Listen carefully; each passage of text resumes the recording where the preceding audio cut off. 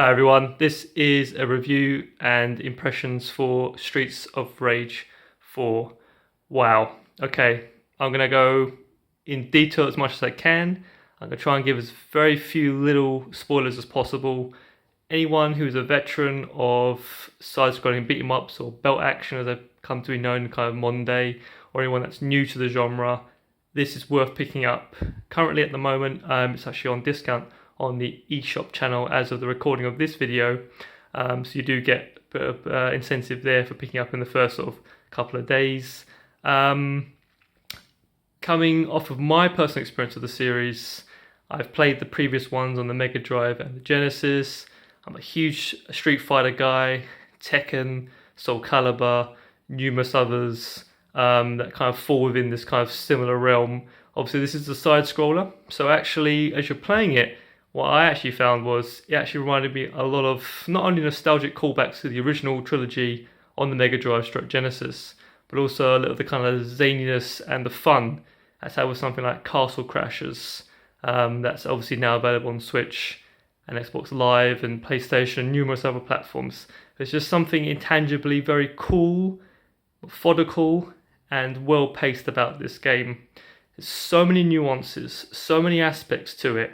You've got your story mode, battle mode, you've got a boss rush mode, you've got character bios, you've got artwork, you've got music. There's so much that's gone into this game.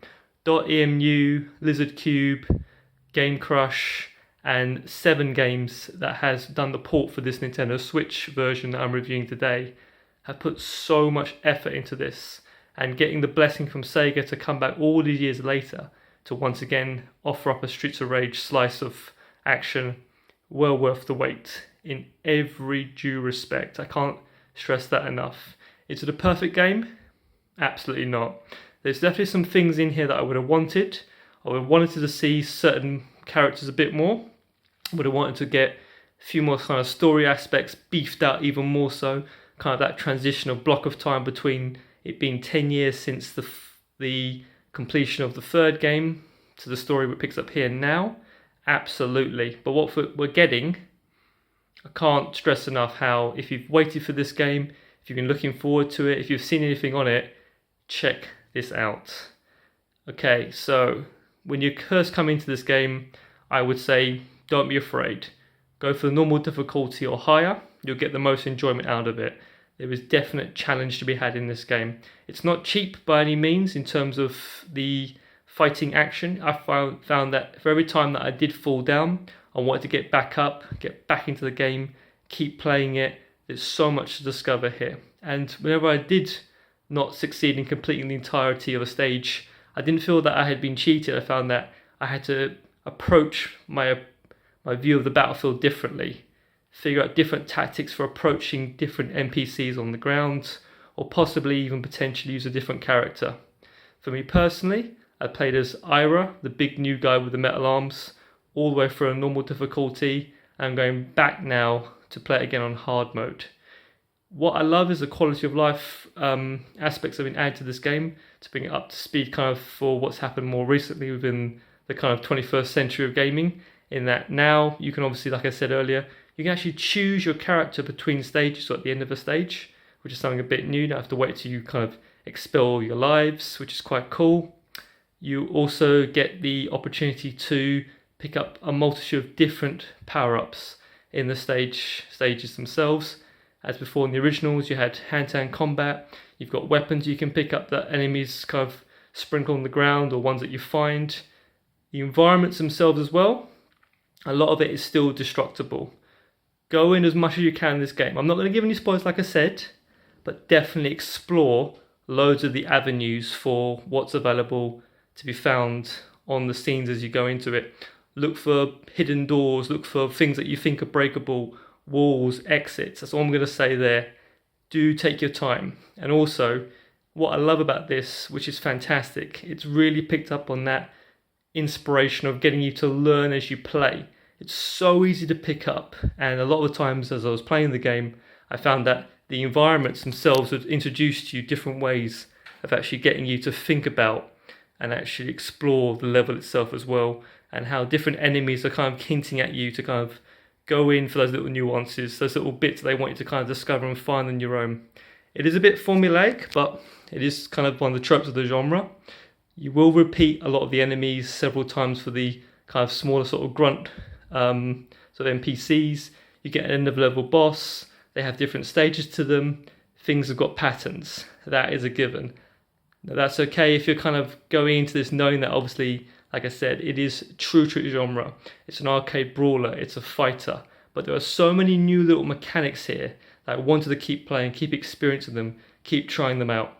And I have to come back to this. The new music here is really great. It's not going to take you to the heights potentially of the original Streets of Rage, especially 1 and 2 soundtracks.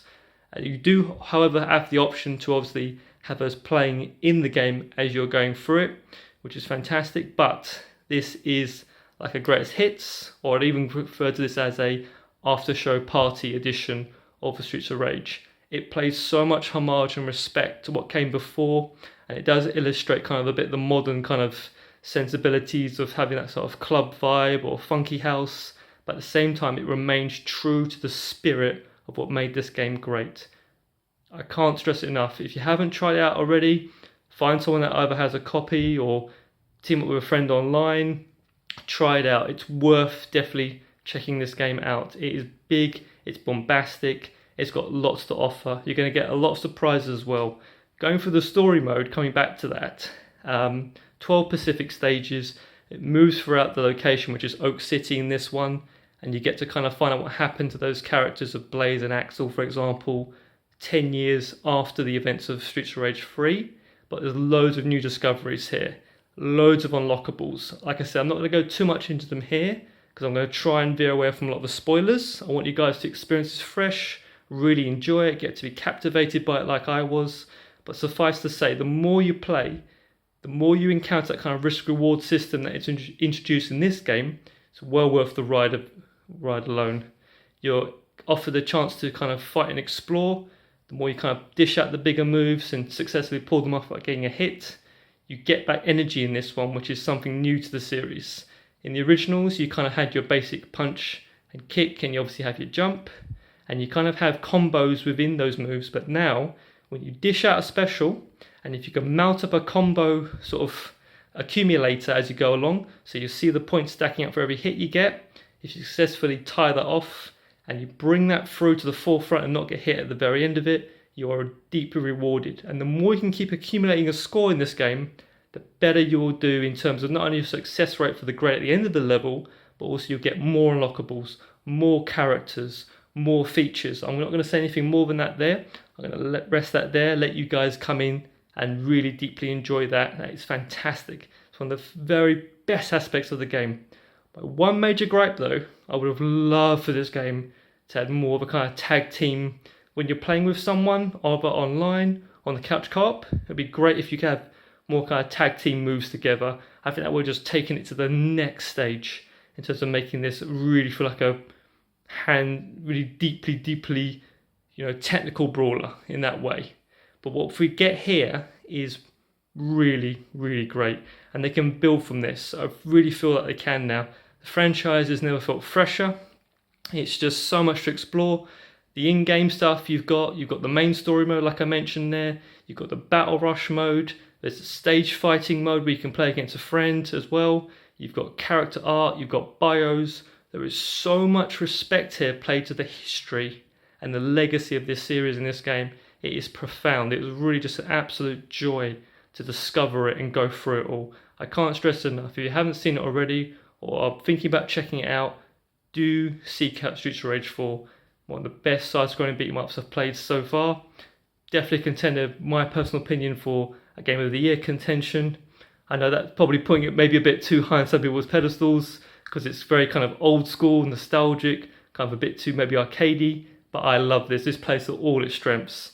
It's definitely picking up from the original trilogy. It's paying a lot of respect to what's happened recently and loads of winks to other great games. I mean, you'll be thinking of games like River City Girls, Castle Crashers, Guardian Heroes. It's all going to come flooding back. If you're a 80s and 90s gamer, you're going to love it. If you're new to the genre and you want to explore it as well, definitely do so. It's got something here for everyone. The options, I mean, if you take a look there, like I said, story, stage, the arcade mode. The arcade mode is, it's hard. You basically get one life to go for the entire game. So if you feel like there's not enough challenge within the mania or the hardest mode, go ahead, be my guest. That is something radically awesome. I mean, I'm going to come back to this. I mean, like I said, I've done this entire game on normal mode. I'm going to play it again now on hard, and I want to keep playing it. Even now, thinking about it, I want to get back onto it because I want to explore and open up even more options on the game, like the extra characters and items, and play all the way through. And I love the bios in this game on the extras. The fact that they included the artwork on this is phenomenal. You can go in fine detail, look at it on the game. Fantastic. Listen to the music tracks. Brilliant. I would love to get your guys' feedback. Have you played Streets of Rage 4 yet? What do you think? Are you on the fence about it? Does it hold up to the originals? Does it hold up to the modding community that subsequently made remakes and rehashes of the other ones from before? Let me know. But suffice to say, I'm going to keep playing this. I'm going to find more friends to play with online. Big shout out to an online gamer I met yesterday, Blackbird. If you're listening, thank you so much for helping me to unlock a certain character while playing with me on the hard mode. Much appreciated. You will find people to play with. It's got a good community right now. Lots of people are online with this game. If you've got friends over in the future, once all this craziness is over, get them over to play this, invite them in. 4-player couch co-op, 2-player online. You've got all these extra modes, as I mentioned there, story, stage select, the arcade mode, the boss rush mode, battle mode. It's all here. This is a full package, Streets of Rage 4. Check it out. I cannot absolutely stress enough how much of enjoyment it is, even to go back, even after you find that you found the challenge of not being able to complete a stage. You're going to want to figure out new ways to explore and really analyze the battlefield. Think about the tactics, the patterns you're seeing, how to kind of approach different angles within the game. It comes across very simple. It's easy to pick up and play, but to master it is a joy. And that is the true definition of what I feel like a really good arcade brawler should be. Streets of Rage 4. Have you played it? Please let me know. What do you think? As always, please be excellent to each other. Continue to play together. Train together. Have a fantastic weekend coming up. I know it's very rainy at the moment out there, but sunshine's going to come around again. Thank you all so much. Please seek it out. Enjoy it. Streets of Rage 4. Please let me know what you think. My recommendation, this is easily an 8.5 out of 10. Maybe if we get a few more of the extras, maybe later on as well, as DLC, who knows? Take it up to a 9, easily. Please let me know as well what you think. Thank you all so much for listening in, and let me know your thoughts and opinions on Streets of Rage 4. Thank you, Sega. Thank you, .emu. Thank you, Crush Games. Thank you, Lizard Games. Thank you. Bye for now.